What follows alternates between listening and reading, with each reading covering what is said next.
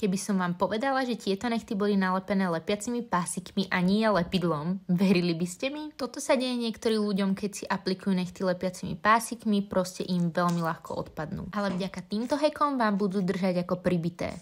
Najprv si prírodné nechty odmastíte jarou a dôkladne usušte. Obafujte, správne odstraňte celú kožičku a odmastíte alkoholovým obrúskom.